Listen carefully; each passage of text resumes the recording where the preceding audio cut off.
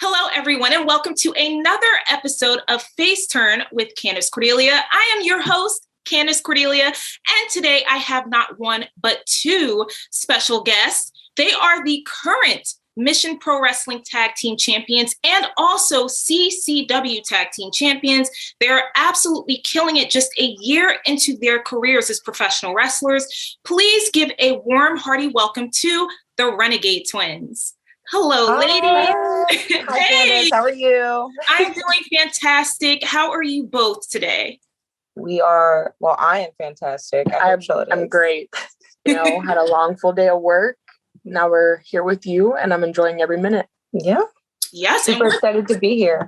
I'm excited to have you both, and we're just getting started. So, I cannot wait for our viewers to really get to know Robin and Charlotte, just so that I can make it clear. I have on it'll be different for everyone watching. I have to my left, my direct left, that is Robin Renegade, and to her side is Charlotte Renegade. Just want to make that clear for everyone watching. But if you forget, folks, you forget. You can stay tuned to everything that they're doing on social media. They are getting up to a lot, and we're going to get right into it. First question I have for you both. How did you guys get started in pro wrestling? Do you want to tell it, or you want me to tell it? It doesn't really matter. Well, you can tell how you got into it first, because she got into it before I did. I was at college playing softball. Wrestling wasn't even an idea in my mind. But Robin was home because she was still in high school. She was doing her thing. She was trying to go off to the Navy. She was trying to do her thing. And she and Dad loved wrestling. So I think you should. Yeah. Like Charlotte said, I was trying to go off to the Navy. That's what I wanted to do my whole life. That was my dream. And one night, me and Charlotte had gone to a NXT live event in Atlanta at Center Stage. And outside, we had gotten a flyer to One Fall Power Factory, which used to be the Nightmare Factory before it was the Nightmare Factory. And we just went to a show. It was just a flyer for a show. We went to the show and we met QT. And when we met QT, he told us that we were more than welcome to come in and start training. And it took us about a month to really figure out if we wanted to. And we did it. And we kind of just fell in love with it. But again, I was watching wrestling for about 2 or 3 years before Charlotte even thought of wrestling. And I guess we just kind of just fell in our laps. We never really thought that we would be wrestlers until it kind of was an option. Yeah, it was something like when I first started watching wrestling, I remember the first day my dad was like, "You want to watch this pay-per-view with me?" And it was SummerSlam 2018. And I was like, "Dad, wrestling, really? This is so stupid." I was like, "It's fake, right?" And he was like, "Just sit down and watch it. You might like it." That 3 hours went by so fast. And it was the cage match with Randy Orton and Jeff Hardy. And when he put that screwdriver through his ear and just turned, I fell in love. That right there, I was like, yes, I love this. And then I started watching it a lot with Robin and Dad all the time. And it was like, you would sit there and be like, we could do this. We could do this. This would be so easy. It's not that easy, but it was like, we could do this. And we started coming up with names and we started coming up with moves that we wanted to do. And then when we went to the NXT live show and it just kind of dropped in our lap, we were like, okay, maybe. And it did take us a second because I think we were both a little hesitant at first, but we knew that if we decided to do something like this, it was 100%. So we wanted to make sure that it was something that we really wanted to do. I was going to not go into the Navy, which I had just taken my ASVAB and I was about to leave. And I had just decided to not chase a dream that I wanted my entire life for something that I might want. I have no idea.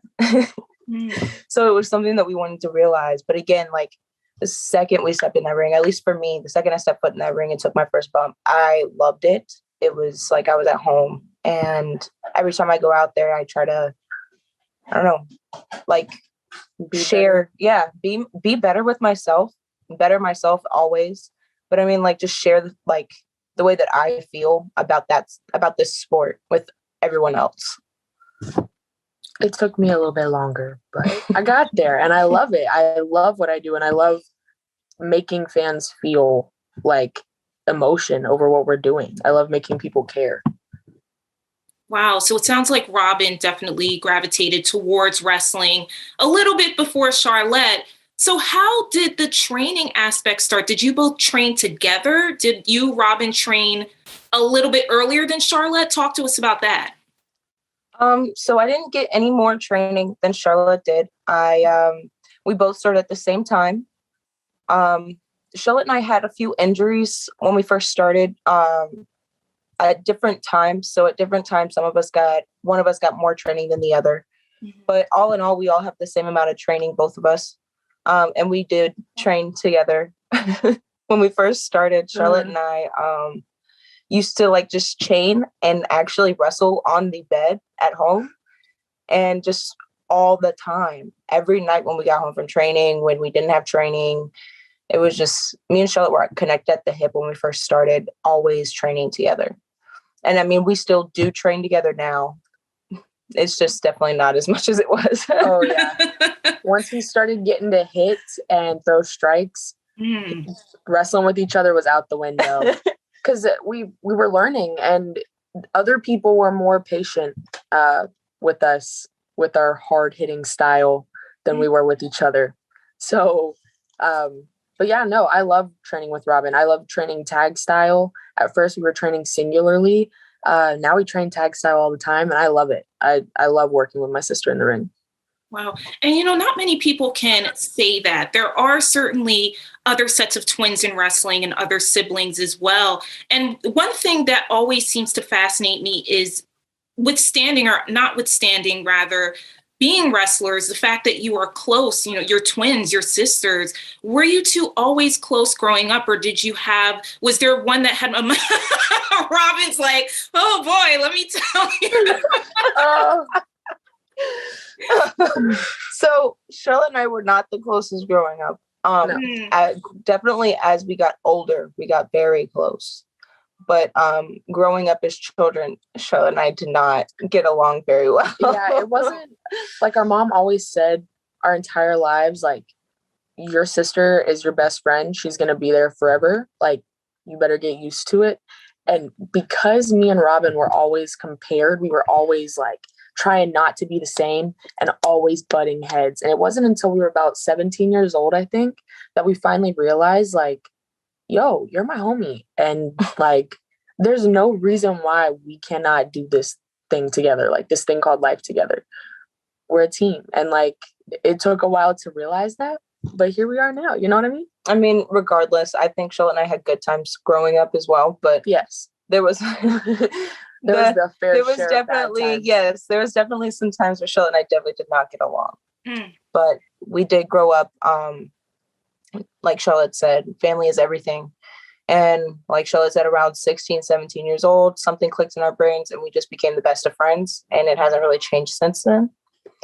So, I don't know. It's my buddy, man. Yeah, this is my, so heartwarming. And it's my homegirl. And it's working. Your bond, or rather your bond that you've found as you've gotten older, the strength of it is working for you in the ring. You're tag team champions at Mission Pro Wrestling. And I have to stress that this interview is a part of Mission Pro Wrestling Week that we're having at Face Turn with Candace Cordelia for PWI. So that is whenever this airs, in terms of, we know it's going to air, obviously, but it'll air in December. And there is going to be a very special December 11th show that Mission Pro Wrestling is having in Texas. And this interview will help to celebrate Mission Pro.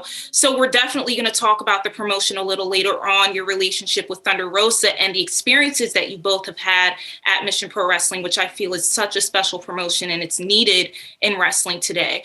But I still want to, because your backgrounds are so interesting. I mean, Robin, you talked about wanting to get into the Navy, and Charlotte, tell us about your background and how you specifically got more invested in wrestling, because it seems like Robin, she has the background with the Navy, and I caught myself there.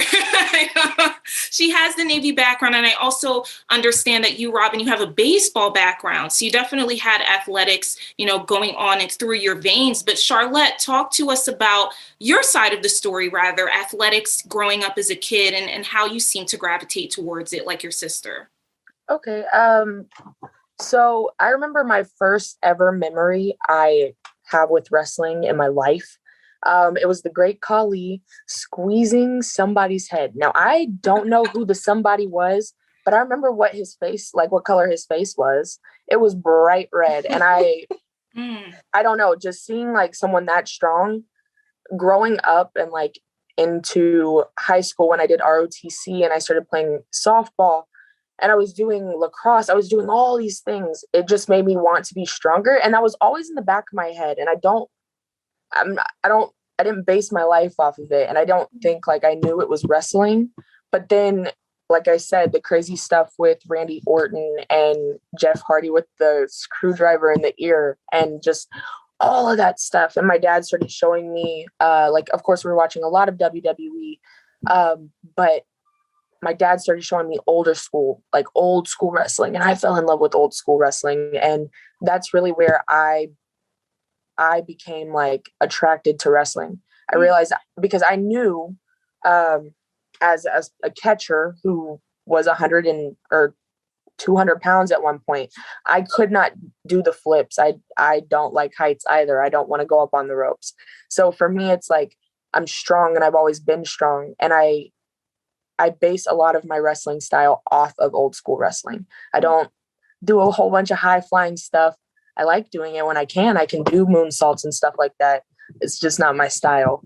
But that's really how I became in love with wrestling, was watching old school wrestling and realizing, oh, I could do this. And like seeing the Bella Twins, which I know that's crazy, but like that was one of the first tag teams I watched. Holodead and Thunder Rosa, the Twisted Sisters. They were the first women's tag team we watched in person at Ring of Honor. When we got invited to come to the school, One Fall Power Factory for the school show, it was on January 11th, 2018. You remember that? I remember all these dates. I think it was 2019. I remember all this stuff. We started wrestling on February 18th, 2019. I remember all this stuff. So when we went to that show at the school, we met Mandy Leon from Ring of Honor. And I'm looking at this very beautiful woman in front of me, and she goes, "Oh my gosh, you guys should come backstage at Ring of Honor." And so we went backstage and we got to see how everything worked. And we got to meet everybody and just seeing the locker room full of women, because that was our first experience with a locker room. But these women were so nice. It was amazing. So that's personally what like attracted me towards wrestling. Just like the small little things I got to experience before taking my first bump, and then taking my first bump I loved it. But dad's really the reason why I got into wrestling. Wow. What does your dad think about the careers that you both are having right now very early in? I mean, I read that your professional debuts were in 2020. That's last year. So what does he think about the success that you're both having? Wow, that's actually a good question. Yes. Our dad has always been supportive. Yeah. We both played softball. Our dad was our coach. So he has wanted nothing but success for us. He helped me get to college. I was going to say, part of the last question, when she asked about your background, I was going to say you played softball in college. She played softball in college. Softball. And she was in ROTC throughout high school. So there was that nervous as well. I'm so sorry. But yes, he has been our biggest cheerleader in sports our whole lives. I personally think that he is super proud of us. I hope anyway. Cross our fingers.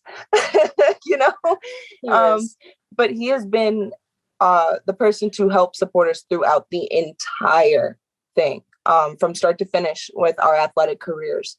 So I feel like he, I don't know, we owe our entire athletic anything to him. Our athletic drive, any of that, our work ethic, it's all our dad. Mm-hmm. I'm sure he is proud. I don't want to put words in his mouth, but I mean, let's face it, you're both, and we may as well jump into Mission Pro talk. You are both the current tag team champions, very new as of the debut, of this interview. But, Mission Pro Wrestling and I said this word before, I called it special. I do believe it is a special promotion, not just within the landscape of women's wrestling, but in wrestling overall. And it's being spearheaded by someone being Thunder Rosa, who is so inspiring, very motivating, and just extremely a bright light. You see her work on All Elite Wrestling. We've seen her in NWA. We've seen her in so many other promotions. And even still now, what she's doing with Mission Pro is outstanding. So let's get right into your experiences, both of your experiences in Mission Pro thus far. I mean, when you were, I don't know if you were asked to come to the promotion, how that started, but talk to us really about the journey, how you both came to working with Thunder and Mission Pro. Well, we were asked by Thunder herself to come and be a part of Mission Pro.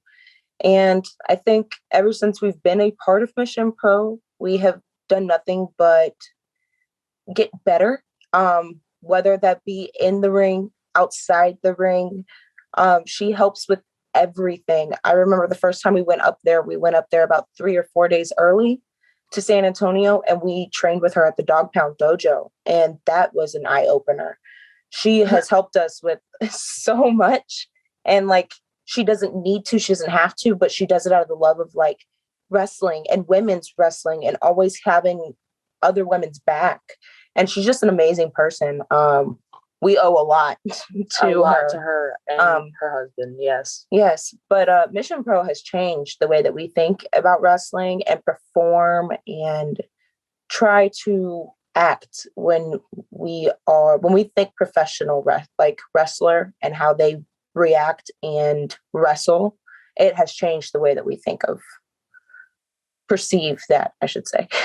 In what way? How did it change your perception of wrestling, particularly the business side of it, which I believe is very important?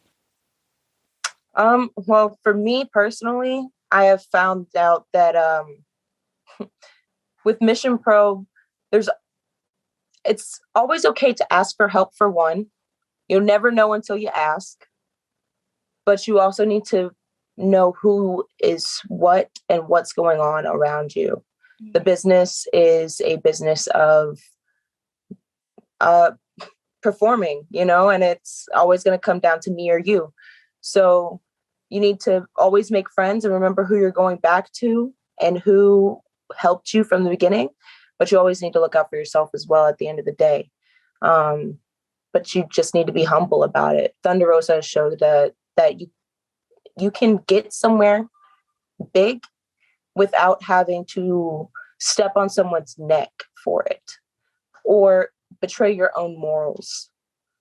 She has shown that hard work and dedication and loving and helping somebody, but always doing what's best for you at the end of the day without hurting anybody else, can get you somewhere. And it's way more admirable to do it that way than to run on somebody. Does that make sense? It does. To me, it does. I hope for our viewers it does as well. It does to me. And that's very profound because there's so many different stories behind the scenes from the experiences of wrestlers. And for you both to be in the positions that you are so early in your careers, it seems to me to be a testament to what you've been taught at Mission Pro and taught by Thunder Rosa and by Brian as well. What's the most valuable thing that you both believe you've learned, other than what you've stated, Robin, just by performing in the ring for Mission Pro? For me, I'm learning small things all the time, like timing. We just learned that with La Rosa Negra. We've learned from Holodead. Like, I love talking to Holodead and Thunder Rosa, just like sitting down with them and saying, hey, what can I do better and what do I need to work on? And I think the biggest thing for us is timing. And it was in my brain. Timing and slowing down. And like that, I don't think that's the same thing. Like timing in your move sets and then like time or like slowing down and just being in the moment and kicking somebody's butt, you know? Just kind of like, I feel what you're saying, Charlotte. Just kind of like letting everything soak in. just doing something and letting it chill for a second and remembering that why you did it, what you did it for. Having a reason for everything that you do in the ring. So the psychology too is stress. Very, very cool. I like that because that's something that a lot of people nowadays talk to. Where is the psychology? Where is the psychology? Yes. Yes, for sure. I mean, we also wouldn't be where we are now without our coach as well from QT. He has helped us so much, tremendously. From day one, he has been our coach, and I think he will forever always be our coach, no matter where we go or what we do. He will always be our home coach. And he has helped us tremendously. We wouldn't be where we are today without him at all.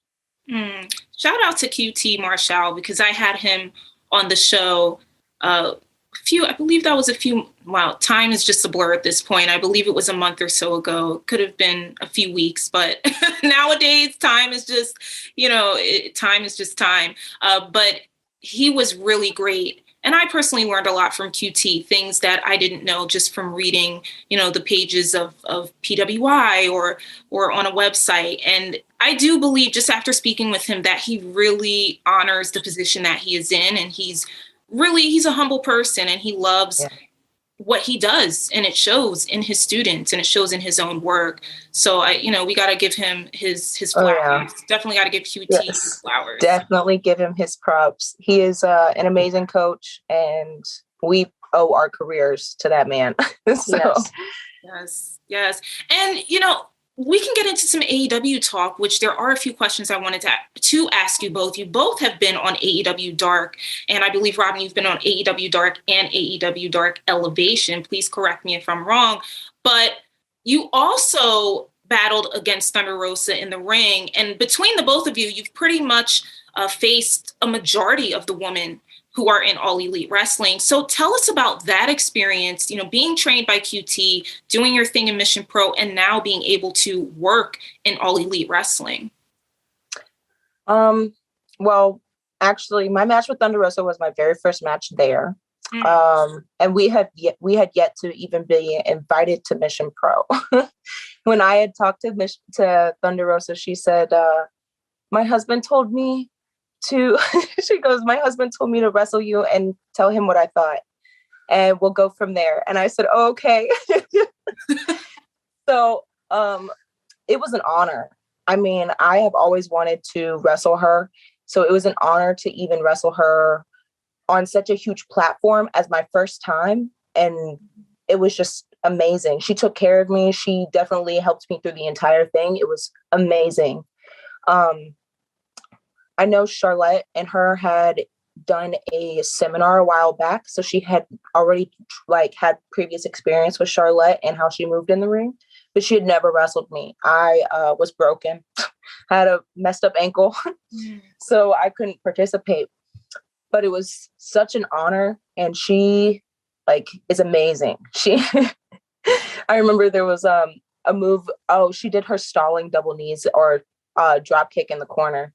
And she came to me backstage and she goes, oh my gosh, I kicked you right in the face. And when I was sitting there and I was thinking about it after the match, I didn't remember that. I don't remember thinking, oh, she kicked me in my face. Watching it back,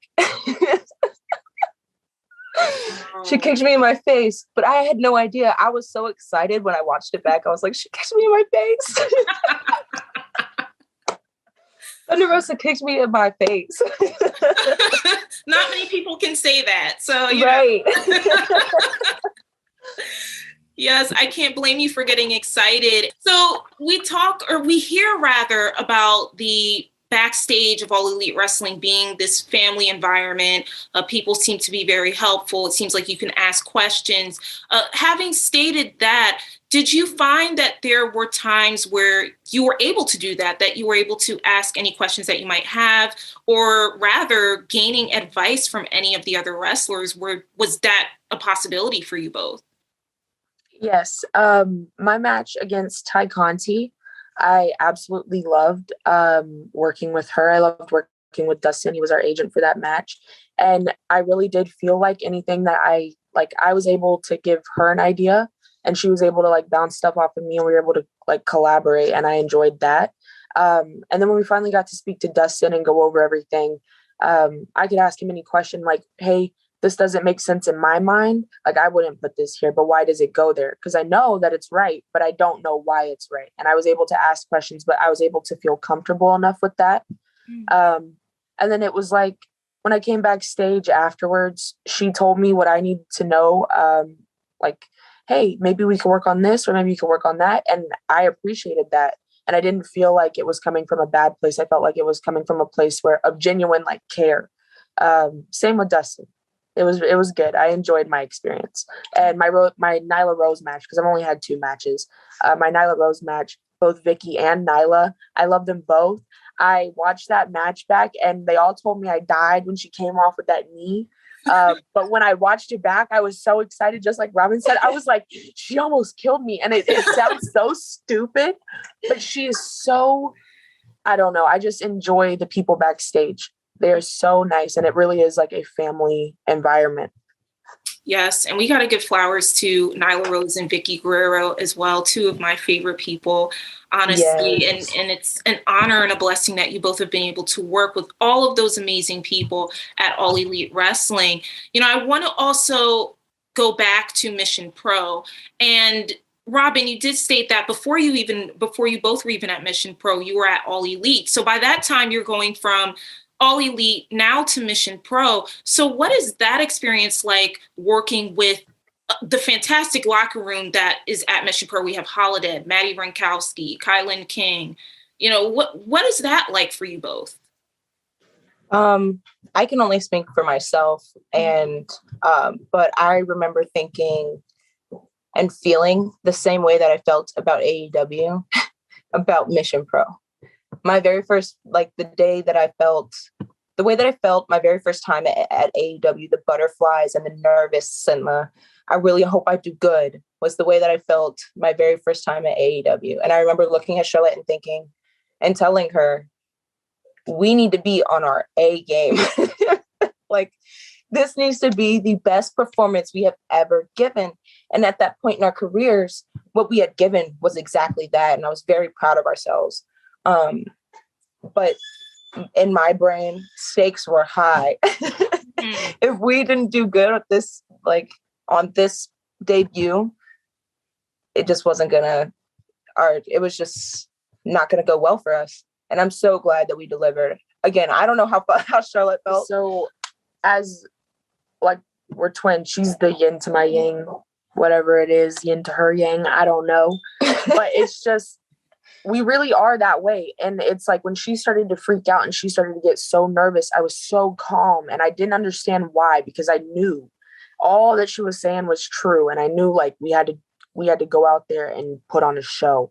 Like, we had to say like, hey, we deserve to be here. And you guys did not just like waste your time, like bringing us out here and putting us on your show. Thank you for this opportunity is essentially what we were saying. Like, we don't want to squander the fact that you decided to pick us out and bring us to your show. And we knew it was an honor to be at Mission Pro. It is an honor to be at Mission Pro. Like, they handpick their wrestlers. They watch their women. They do their research. And they trusted Robin and I to come in and like start a tag division. And it's great. And I love that. I love Mission Pro. And I'm so grateful for them. So, yes, you are the tag team champions at Mission Pro. What was that like, gaining those titles? I know that you were up against Bad and Bougie. You know, what was that like? I'll let you answer this one first. I don't know. That sounds so weird that I don't know. It took, at the time that it happened, I think Robin and I were just so nervous for this, that we had even gotten this opportunity, and we didn't want to mess it up. Like just like we just said with our debut, because we knew, I might cry. We knew how important it was. And this is a very important moment in our careers. I feel so stupid. I got you, bro. I got you. Like Charlotte's saying, it is a very important point in our careers. It marks the very first time that we are acknowledged on a championship level, you are on a different level now. We expect you to not just be here. We expect you to be here. we expect you to always be here. And if you're not always, at least here, if not here, like it's a huge thing. And it just changes the way that we're looked at and the way that Mission Pro is looked at. We're their first ever tag champs. That's something. That's history, a part of Mission Pro. And that's something that will always be remembered in Mission Pro history. We know that at the end of the day, when that's, say, maybe one of these days we decide to get a book of Mission Pro history, that's going to be in that book. You're going to see that. That's a part of that. That's going to be there forever. Mm-hmm. And what we do with our little part of Mission Pro history means a lot to us. Yes, you just saw me get emotional about it. But yes, I was so grateful for the opportunity. And when it finally happened, it was so much happiness. And just like, it was overwhelming. You saw both of us were crying. It was just yeah, ugly cry. But I mean, but yeah, we got to hug some of our like greatest fans, hug mom and dad, hug each other. It was just, I love my sister and I love Mission Pro, and I'm just so grateful. That's how that felt. And now we're moving into December 11th, another big show that's happening, the last show of 2021 for Mission Pro Wrestling, but it won't be the last for you both at Mission Pro. You're just getting started. You're on a roll. What can fans expect to see, without spoiling it for us, obviously, to see December 11th? Any surprises, perhaps? Anything of note? I'm not sure. Let's see here. So I saw on the poster BFT. We just wrestled them for the CCW Championship title belts. I think they may be there to do something. So keep an eye out for that. Round 2, maybe. Maybe a round 2. We'll see if Holiday, has the idea, done her research a little bit. We'll see. Okay. Holiday is no joke, but you know her as well. So. No, I was in a battle royal with her. That was scary. She's strong. Oh yeah. I love that woman. She's a great person. Yes, though. I love her to death. But she's great. I told you earlier, her and Thunder Rosa, those are 2 women that I know I can go to and get straight facts. Like, hey, if my match was hot crap, they're gonna tell me, hey, that was bad, girl. Maybe we should work on this. This is what you need to do. And I genuinely appreciate that. Like, I need that to get better. You know what I mean? We all need someone to tell us where we're doing wrong. Because if you don't tell us where we're going wrong, then we won't be able to fix it. Absolutely.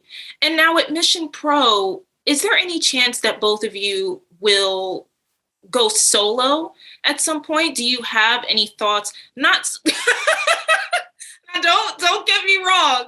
Not solo where it's at the point where you're no longer the Renegade Twins, but also, doing your thing. Like you have a match here and there where it's just one of you doing something like what you did at All Elite Wrestling and then coming back and doing Renegade Twins. Is that something that you would do at Mission Pro, or is it just going to be strictly Renegade Twins at Mission Pro? Personally, we have done at other promotions here, like we've done one here in Georgia where we have matches separately, where Robin will have a match, but I second her to the ring, or I have a match, but she seconds me to the ring. I don't think that we will never be not together outside at a ring. At Mission Pro, I think if you see Robin, you will see me. If you see me, you will see Robin. Granted, do I think we might have some singles matches in the future? Maybe, because, it'd be pretty cool for the Renegades to have 3 Mission Pro belts. You know what I mean? So maybe one day, but right now, I don't think so. My personal opinion, I don't think you're going to see the Renegade Twins have any kind of other match than a tag team match for a very long time in Mission Pro. That's just my opinion. Okay. Yes. All right. As long as you guys are in sync with everything, we'd love to see it. We can't complain at all. I'm going to switch the conversation. This might be a goofy question, but I have noticed something that I personally was just a little bit put off from it due to the flavor. But I say that because I want to ask you both, what is it about bubblegum ice cream? So we did this podcast with this guy. His name is Duke. His Twitter is at Duke Loves Wrestling. Yes. We love Duke, for the record. Shout out to Duke. He's a good guy, but his ice cream choice is a little off. I work in an ice cream shop. I see so many different types of ice cream. I'm a manager. I get to go to the factory to look at the ice creams. I've never once seen bubblegum ice cream. Okay. Never in my life. And he asked us, he said, hey, what's your favorite kind of ice cream? And we of course gave him ours, mine being black cherry and green tea, and Robin's being, mine was espresso chip and it was like a double chocolate, like raspberry truffle raspberry chip. They're really fancy. Like it's from the place I work at. Oh my god. Anyway, he comes back. We said, Duke, what's yours? He says, bubble gum ice cream.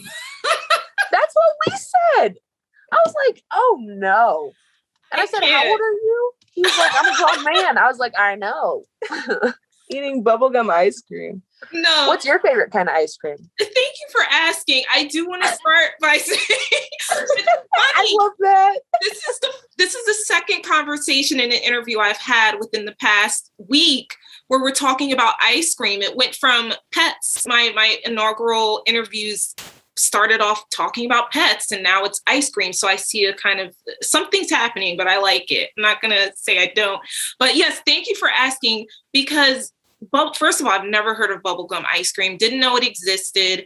I know cotton candy I can, get down with, but my personal favorites are rum raisin, cookies and cream, and coffee. Charlotte's like, so because I do work in an ice cream store, I get to taste all these different ice creams. Rum raisin is my personal least favorite holiday flavor that we have. That's okay. It's not my favorite. I think maybe in a couple years I'll like it, but it's just not for me. Honestly, rum raisin, I'm not a big fan of raisins, but rum raisin sounds pretty good. I like raisins, but I don't think I like rum. Right. No, that sounds pretty good. I would want to try it. It's okay. I feel you, girl. But she loves coffee ice cream. Yeah, I was going to say. Yeah, it's been my fave for forever. Coffee. With me, coffee, I didn't even start drinking coffee until much. I was never a huge coffee drinker, but I loved coffee ice cream. But your guys' flavors are, black cherry is not my personal fave, but the way, the additions, it sounds, I would try it. Just the way you described it. So I think you guys sold it very well, and now I have to try. Yes. I have to try the additions. Yes. You know what I tried this morning that I didn't realize was so yummy? Charlotte's work. We went there this morning, and I got a scoop of pumpkin ice cream. Wow. Like pumpkin spice ice cream, and a scoop of coffee ice cream, and ate them together. Girl, it's like a frozen ice cream pumpkin spice latte. It's so yummy. That sounds delicious. It was so good. Yeah. Way better than bubblegum. Way. Right. I can imagine. Right.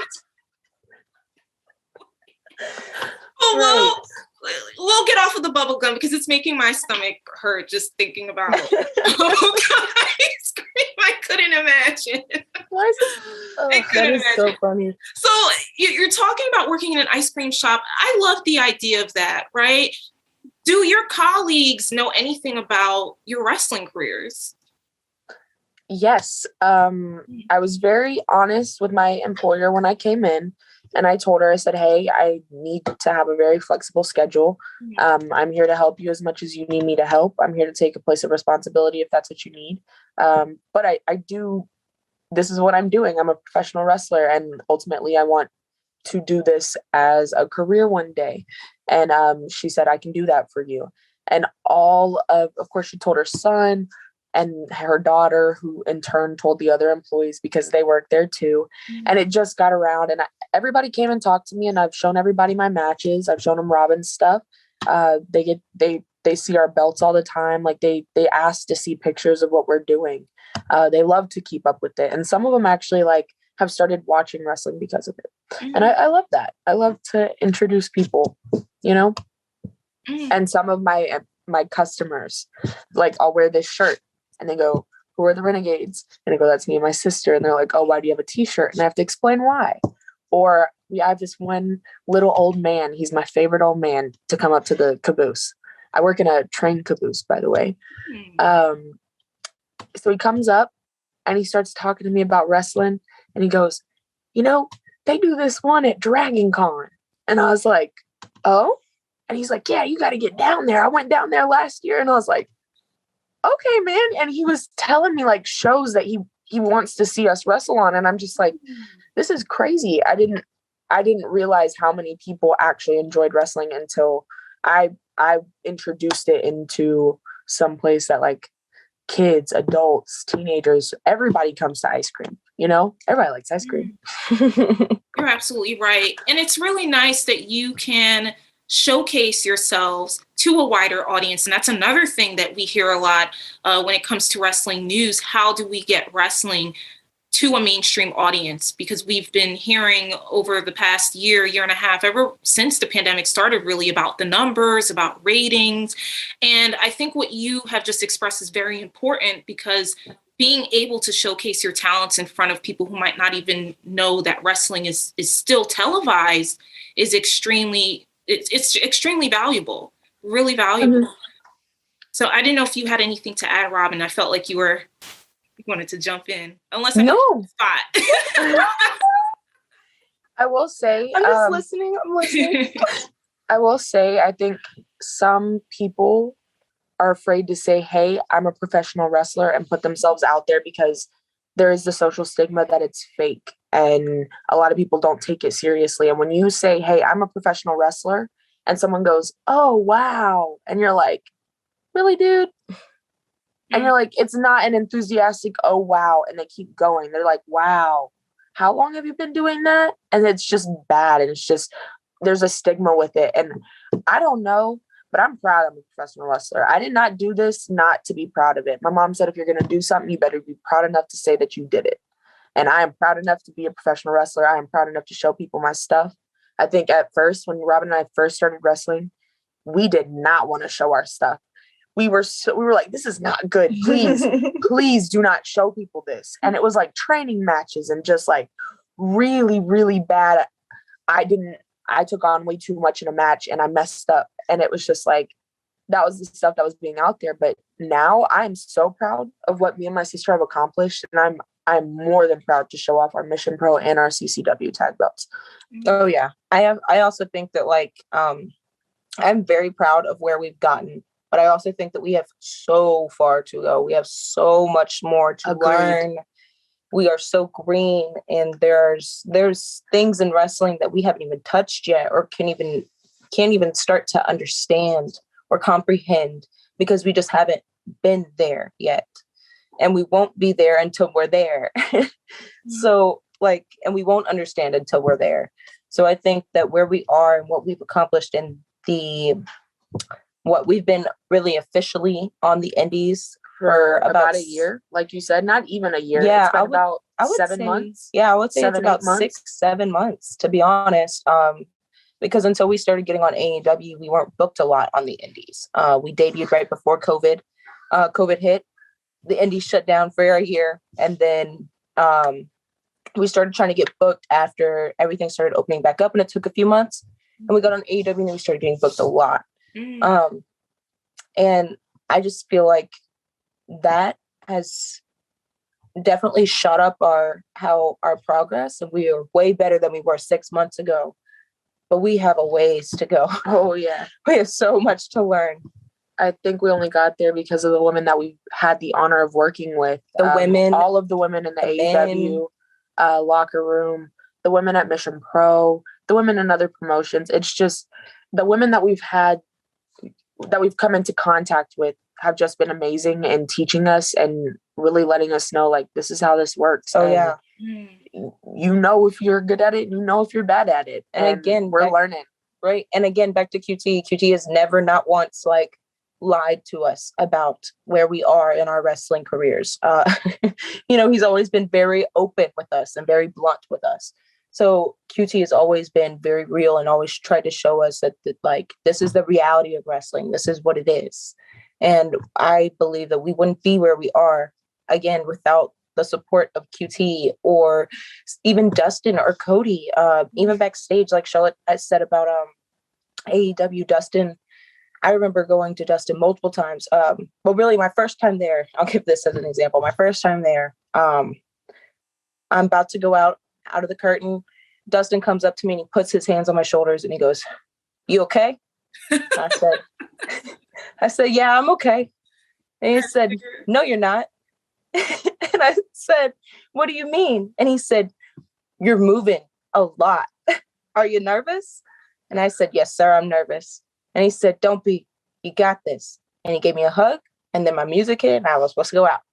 But he came up to me and he like made sure that I felt okay before I went out. And the fact that he took the extra thought process to notice just an extra, just standing there trying to remember her match, who first time ever being there, may or may not be brought back, have no idea who I am. I'm just a person. I'm a fly on the wall, which is what we need to be at this stage. But that's what I was. And the fact that he had enough forethought to look at me and think, hey, this person needs this reassurance was crazy. And like stuff like that it's happened like that throughout our whole wrestling careers. We owe our wrestling careers and us and like who we are as people and who we are as wrestlers to everyone who's ever decided to help us in wrestling. We are a culmination of all those who have had hand in our upbringing and our success. So I'm beyond grateful. But Robin's experience with Dustin, it wasn't just some of the older guys, some of the older coaches. I had MJF look at me in the hallway. I was so nervous. I just come out of the bathroom. I was so nervous. I was crying. And Allie was in the bathroom and so was Britt. And they were like, "Hey, are you okay?" And I said, "No, I'm about to cry." And they said, "It's okay. It's okay. You can cry in here." And I said, "Thanks." And I dried my eyes and I said, "I'm so sorry." And I left. And as I'm walking out, MJF sees me and he goes, "Hey, kid, you okay?" And I said, "Mm-hmm." And he said, "No, you're not. You look like you're about to crap your pants." And I said, "Yeah." And he said, "Okay, you're going to kill it. Go." And I was like, "Okay." And then Ethan Page, the doctor, like I had so many people come and check on me and just make sure that I was okay and that I knew how to wrestle. I know like it's in my body and I'm capable. They made me feel like I was capable and that was so refreshing. Thank you for sharing those stories, especially as we have a little guest that has decided to peek his head in the screen. Normally he's done this a few times, but Charlie he's captivated by your story. So he's just being a cat. This is what it is. But he just got a cat. Oh, really? Wait. Yeah. So, and one thing that I also read about you both, you have 5 dogs. So now you have 5 dogs and a cat. Oh my goodness. Well, how is that going? We just got her yesterday. She's a chartreuse. She's gray with like bright orange eyes and she's gorgeous. My brother brought her home. Nobody wanted a cat. Nobody was looking for a cat. It just happened to show up at work. And he said that it had been there for a while. And he was like, it's starting to get cold here in Georgia. Mm-hmm. And so he's like, I need to take this cat home because it has no place to stay, which is how a lot of the time we get a lot of our animals, we rescue animals. So, he decided he was rescuing a cat and my mom said that was okay. And so we brought it home and it's now acclimating to like, we're trying to introduce the dog slowly because we don't want it to be dog food. Because it's a baby. It's a kitten. It's not a big cat. So and our dogs have never been around a cat. They've always been introduced to new dogs. So we know they can acclimate to another dog, but we've never put them around another animal outside of a dog. And we're kind of afraid of how they're going to react. Oh my goodness. And one of your dogs has Down syndrome.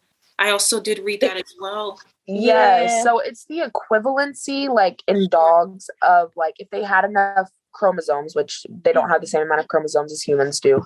It's the equivalency of Down syndrome, but in dogs.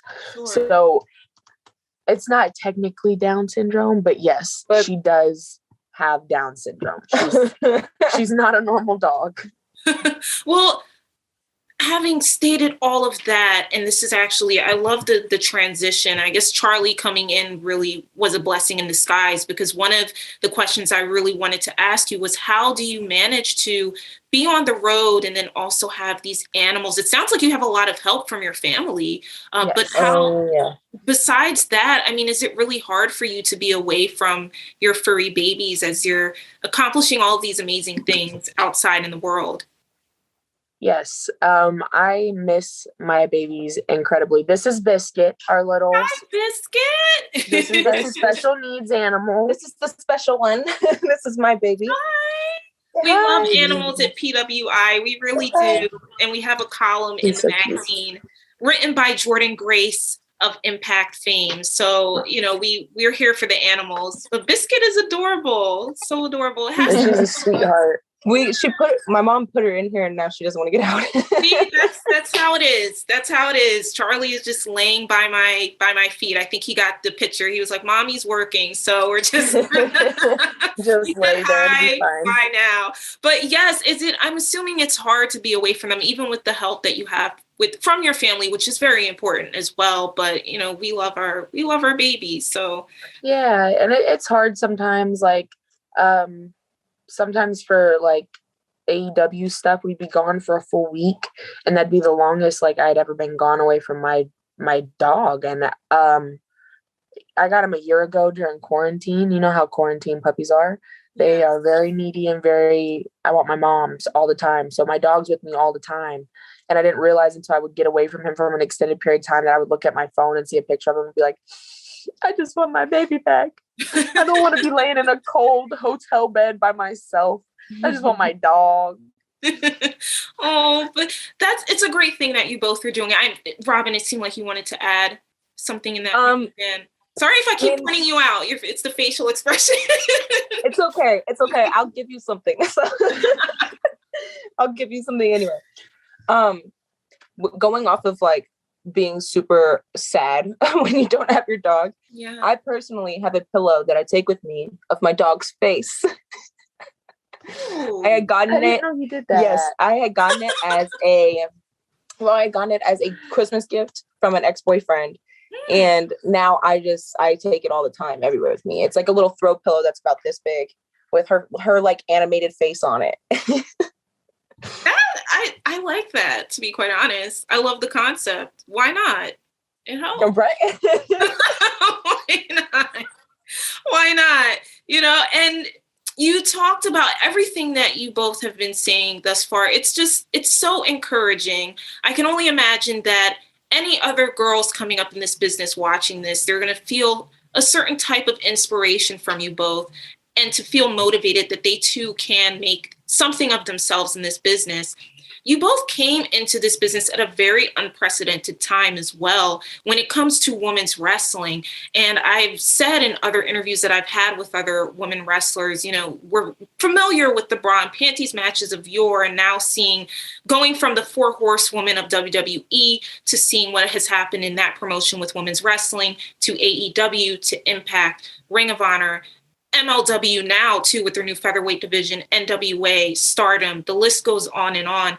What do you both feel being in this particular time in wrestling as women and having the success that you have, and being, to be quite honest, you're a beacon to someone out there. You're a beacon to little girls out there that are looking at wrestling and thinking, I can do this too.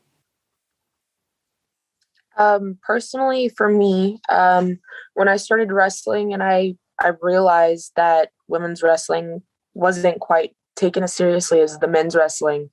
I personally set out to prove people wrong, that women's wrestling can be entertaining, and it's not a bathroom break, and it's not a time to just like say, whatever. You know what I mean? Like, we can do what the men do. Like, we can make you care just as much as the men do.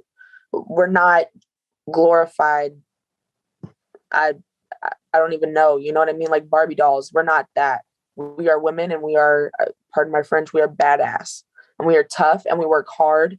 Women like Bianca Belair and Thunder Rosa and Britt Baker, that match, Thunder Rosa and Britt Baker's match, I cried. I watched history be made that night. It was a moment in women's wrestling that I will never forget. History. You want to talk about history was made? That was history. So for me, I set out to make a difference in women's wrestling and to prove people wrong and prove, hey, we are just as good as the men and we should be taken seriously that way. And I think being aligned with Thunder Rosa has definitely helped. And like, we are very like-minded in that. And we share like the same cause, if that makes sense. I think more or less for myself, it's about being equal. It's about give me the same respect you would give someone else. Because at the end of the day, what makes me any different than you at all? Just because, right, we're all doing a job. Just because I'm doing it a part of a different division doesn't mean anything. Yes, I do agree that men's wrestling and women's wrestling are two completely different things. They can be similar. But if we're being honest, there are things that men can do that women can't. There are things that women can do that men can't. It is what it is. They're two different things. But you must have respect for both of them. Because at the end of the day, it's more than just a bunch of women who look good and some, like, if they choose, in a sports bra and some shorts that have their little cheeks out. You know, like, it's more than just objectifying women. It's a sport. It's something that those women have decided to pursue and put everything that they want into it. Like, no one that is gotten to where we want to be on television, making good money and living their dream the way that they want to live it, never like worked hard for it. They worked to get there. So have the respect and dignity and like just have decency, respect, yeah, to understand that this is hard. Not only does it hurt, but it's not easy. It's mentally draining. It's physically draining. It messes people up in their brains and in their hearts that sometimes people struggle with this. You don't know how many times, I'm sure every wrestler in the world has ever thought, I don't think I want to do this. You know, like this is hard. This is something that isn't for everybody. And I personally have immense respect for the people who have been doing it for 10, 15, 20 years and haven't stopped.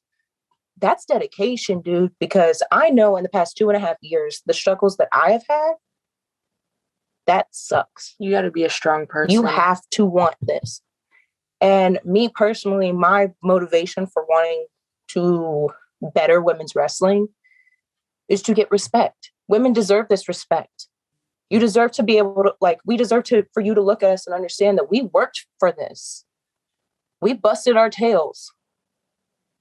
And we deserve the respect for it. We deserve to be here as much as you do, essentially, and respect us like it. Mm. Very well said. I can't disagree with anything you said. And it's very powerful. And I can see the passion in both of your eyes, as well as just in your work. And your work is speaking for itself. Your dog agrees as well. Yes. Your work is speaking for itself. How are you both managing the toll that wrestling has on you, not just in a physical way, but also mental? Because mental health it's important also. It's a topic that is becoming even more mainstream now than I think ever before, when we're talking about the simplicities of stress management, or I don't even want to say simplicities, because stress management is a whole thing in and of itself, but just making sure that you're okay. And if you're not okay, asking for help. How are you both navigating that within the world of wrestling?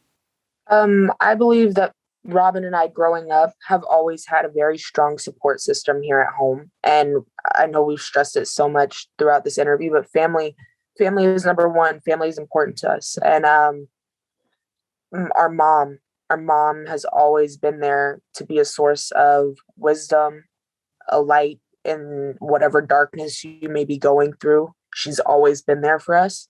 And personally, that's how I deal with it. I talk to my mom, I talk to my sister, I talk to my dad. Is sometimes if I need to talk to my little brother about something, I'll talk to him about something. Like, I feel everybody has their own experiences and everybody offers different things, but I feel like my support system is strong personally.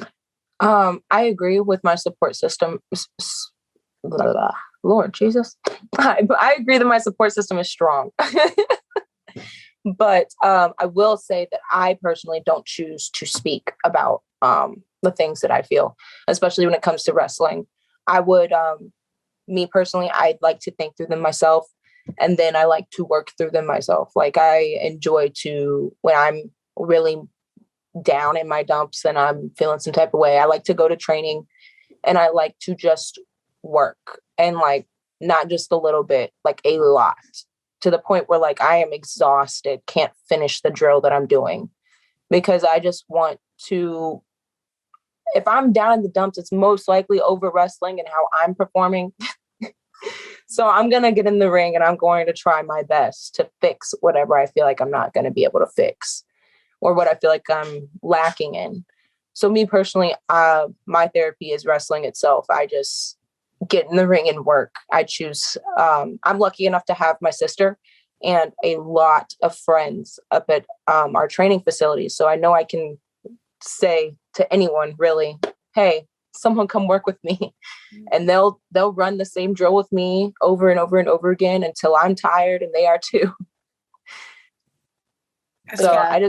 That's another thing we love about sorry, Char. No, you're good. I was gonna say that's kind of how I feel about it. You just work through it. I am a strong believer in it is okay to cry. I've cried a couple times during this already. I think crying is cathartic, and I don't care if anybody calls me a baby for it. I feel like it's necessary to feel your feelings, and like, I know that's hard for some people, but what I've found is feeling my feelings and crying about it, whether that's to myself or crying and venting to somebody, but being in a safe space where I feel okay to cry, it's cathartic. It feels good. I feel like it's important for people to know it is okay to cry, and it is okay to ask for help. Like, it's not a bad thing, and it's not seen as weak if you need to go to someone and say, hey, I'm struggling with this. Can you talk to me about it? Or can you sit here and listen to me cry for a minute because my feelings are hurt, or I feel some type of way, if that makes sense. Mm-hmm, mm-hmm. It absolutely does. My last question for you both. What do you both want to achieve in 2022? That is such a broad question. Yes. Because I want to do everything. I was going to say, I want to achieve everything. I want to do everything. I know that's not possible. I know. I was going to say, I want to do everything, and I want to do it right now. Like, that's such a hard question to answer, because I want everything right now. I'm so impatient, and I just want this so bad. And that's another thing. That's another reason, like, why Charlotte and I have such a hard time with wrestling, is because we want everything when we want it right now. And when it doesn't come fast enough, we're like, we get frustrated. But we're not frustrated with wrestling. We're frustrated with us, because we feel like we're not good enough. We're not doing something right. We're not living up to what people are expecting of us, if that makes sense. So we hold ourselves to a very high standard, and we strive, or at least we try to strive to get there, to get to that point where people can look and say, hey, I recognize that. I recognize your hard work. But I guess if I'm going to be completely, like, realistic about it, because obviously not everything right now, I think by the end of 2022, I would like to, and I feel like this is very reasonable, I would like to be working at least twice every weekend, whether that be flying somewhere and then finishing, and then the very next day flying somewhere else, or flying to one place and working 2 shows in that one place, whatever it is, at least twice every weekend. And I hope we make our debut on some big names like NWA or Shimmer or Impact, or, you know what I'm saying? Or hopefully ROH comes back, things like that. I would hope that by that point we have really truly made a giant dent in this wrestling. Not that we haven't made a dent now, and not that, like, the platforms that we haven't been given aren't big, but I'm hoping that we are truly, truly touching plenty of people, thousands upon thousands of people, and making a difference in their life. At least that's what I hope. Agreed. She said it best. I don't have to say anything. I mean, you both have said it best throughout this whole entire interview, and it has been wonderful getting to know you both. What you're doing right now is just extraordinary, and I can only personally see bigger things to come in 2022 and beyond. But for right now, I'll say it one more time: Mission Pro Wrestling Tag Team Champions and CCW Tag Team Champions, the Renegade Twins. We will see you, whether it's in person or on the screen, December 11th, Mission Pro Wrestling. For all of you watching, please check it out. They put on a fantastic show, and that's not just the Renegade Twins, Mission Pro. They're putting on fantastic shows each month, and it is a treat watching their fantastic roster, including the Renegade Twins and Thunder Rosa, just kill it each and every time. Thank you both once again for being a part of my show. It is awesome talking with you. I hope we can do this again in person next time. Yes, thank you for having us. You're so welcome.